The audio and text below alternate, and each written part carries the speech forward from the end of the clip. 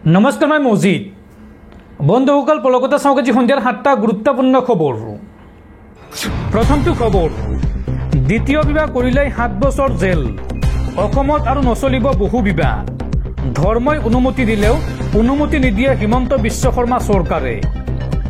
এগৰাকী পুৰুষে এগৰাকীতকৈ বেছি মহিলাক বিয়া কৰালেই যাব লাগিব জেললৈ। যি ধৰ্মৰে নহওক কিয় 7 বছৰ পৰ্যন্ত হ'ব জেল। এই সন্দৰ্ভত স্পষ্ট বাৰ্তা মুখ্যমন্ত্ৰী হিমন্ত বিশ্ব শৰ্মাৰ।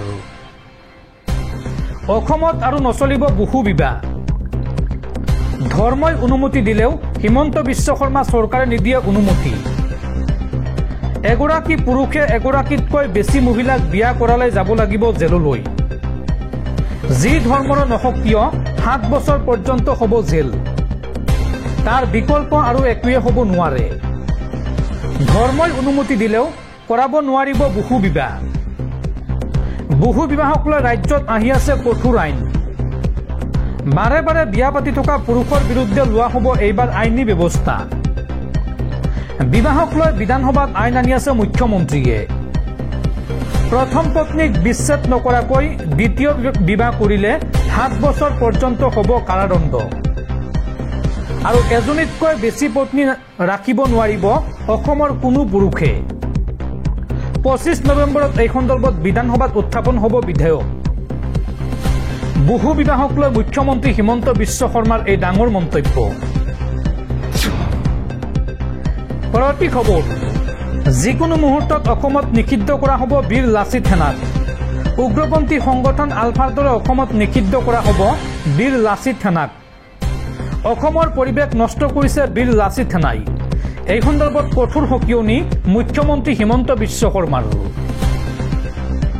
লাচিত সেনাৰ কৰ্মকাণ্ডক লৈ অসন্তুষ্ট মুখ্যমন্ত্ৰী হিমন্ত বিশ্ব শৰ্মা। আলফাৰ দৰে এদিন হয়তো লাচিত সেনাকো অসমত নিষিদ্ধ কৰা হ'ব পাৰে, এই মন্তব্য মুখ্যমন্ত্ৰীৰ। মুখ্যমন্ত্ৰীগৰাকীয়ে লগতে কয় যে অসমৰ ব্যৱসায়ীসকলক লাচিত সেনাই যথেষ্ট অত্যাচাৰ কৰে। অসমত ব্যৱসায়ৰ পৰিৱেশ নষ্ট কৰি দিছে বীৰ লাচিত সেনাই। লাচিত সেনাৰ বিৰুদ্ধে এইবাৰ কঠোৰ হ'ব আৰক্ষী। লাচিত সেনাৰ কৰ্মকাণ্ডক লৈ অসন্তুষ্ট ৰাজ্যৰ মুখ্যমন্ত্ৰী হিমন্ত বিশ্ব শৰ্মা। মুখ্যমন্ত্ৰীগৰাকীয়ে কয় যে আলফাৰ দৰে এদিন হয়তো লাচিত সেনাকো অসমত নিষিদ্ধ কৰা হ'ব। পৰৱৰ্তী খবৰ, দেশৰ পৰৱৰ্তী মুখ্য ন্যায়াধীশ হ'ব ন্যায়াধীশ সূৰ্যকান্ত। ন্যায়াধীশ সূৰ্যকান্তৰ নাম পৰৱৰ্তী মুখ্য ন্যায়াধীশ ৰূপে পৰামৰ্শ বৰ্তমানৰ মুখ্য ন্যায়াধীশ BR গোভাইৰ।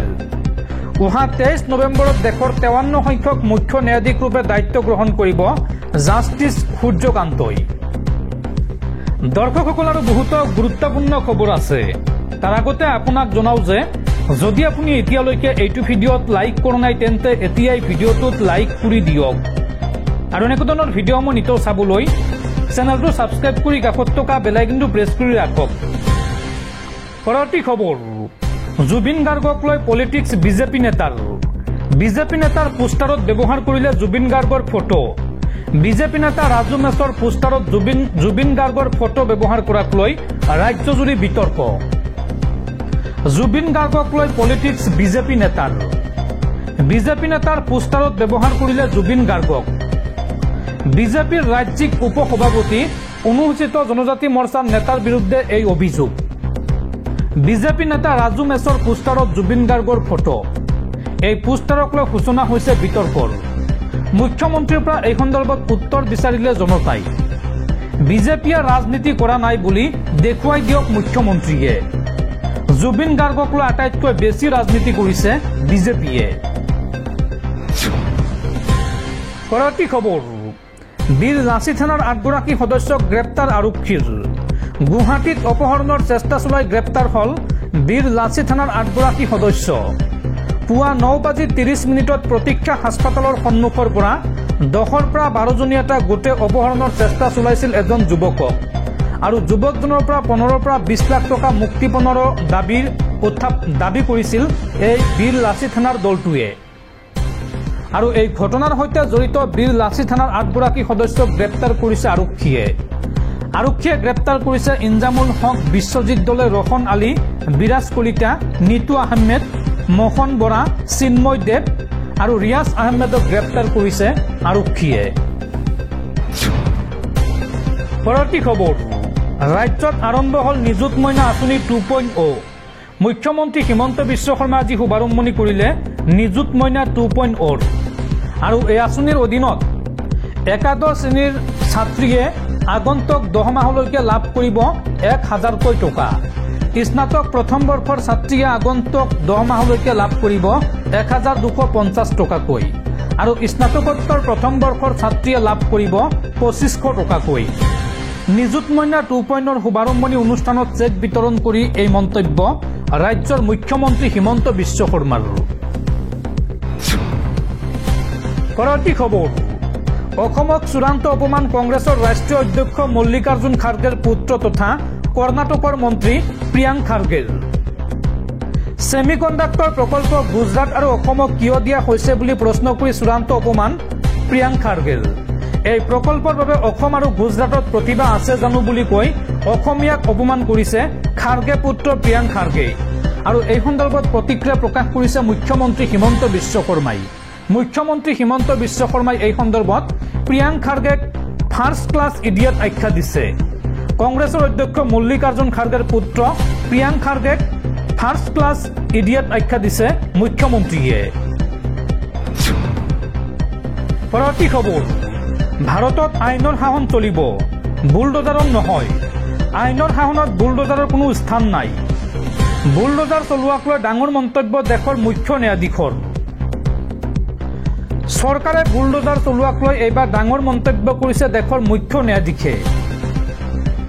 ন্যায়াধীশে কয় যে ভাৰতত আইনৰ শাসন চলিব বুলডোজাৰৰ নহয় আইনৰ শাসনত বুলডোজাৰৰ কোনো স্থান নাই চৰকাৰে একেলগে ন্যায়াধীশ আৰু জল্লাদ হ'ব নোৱাৰে বুলডোজাৰ শাসনে সংবিধানৰ 21 নং অনুচ্ছেদ উলংঘা কৰে বুলডোজাৰ জাষ্টিছক লৈ মুখ্য ন্যায়াধীশ BR গাভাইৰ ডাঙৰ মন্তব্য বুলডোজাৰ চলোৱাক লৈ এই সন্দৰ্ভত মন্তব্য কৰি কৈছে যে ভাৰতত আইনৰ শাসন চলিব বুলডোজাৰ নচলে বুলডোজাৰ চলোৱাটো সংবিধানৰ পৰিপন্থী এই মন্তব্য কৰিছে দেশৰ মুখ্য ন্যায়াধীশে পৰৱৰ্তী খবৰ ৰাজ্যৰ লাখ লাখ মেট্ৰিক পৰীক্ষাৰ্থীক লৈ বৃহৎ ঘোষণা মুখ্যমন্ত্ৰী হিমন্ত বিশ্ব শৰ্মাৰ মুখ্যমন্ত্ৰীগৰাকীয়ে কয় যে এই বছৰৰ মেট্ৰিক পৰীক্ষাৰ্থীয়ে 15 নৱেম্বৰৰ পৰা মেট্ৰিক পৰীক্ষা পৰ্যন্ত পাব 300 টকাকৈ নগদ ধন গাখীৰ খাবলৈ এই টকা দিব মেট্ৰিক পৰীক্ষাৰ্থীসকলক অসম চৰকাৰে এই সন্দৰ্ভত বৃহৎ ঘোষণা কৰিছে মুখ্যমন্ত্ৰীয়ে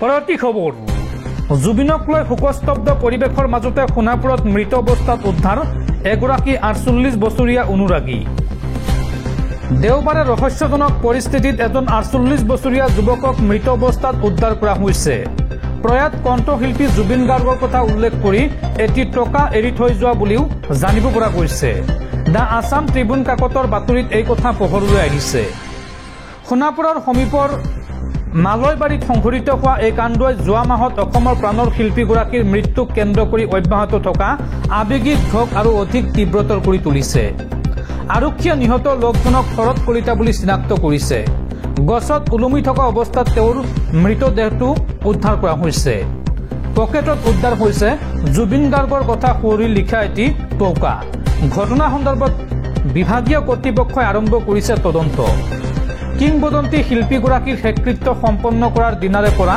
সোণাপুৰৰ হাতীমৰাৰ পাহাৰ চূড়াত থকা সমাধিস্থলীত প্ৰয়াত প্ৰাণৰ শিল্পীগৰাকীক শ্ৰদ্ধাঞ্জলি জনাবলৈ হাজাৰ হাজাৰ অনুৰাগীয়ে জুবিন ক্ষেত্ৰত ভিৰ কৰি আহিছে অনুৰাগীৰ শোক আৰু প্ৰতিবাদৰ কেন্দ্ৰবিন্দুলৈ ৰূপান্তৰিত হৈছে জুবিন ক্ষেত্ৰ কিয়নো জুবিনৰ মৃত্যুৰ পৰিস্থিতিক লৈ মানুহে ন্যায়ৰ দাবী অব্যাহত ৰাখিছে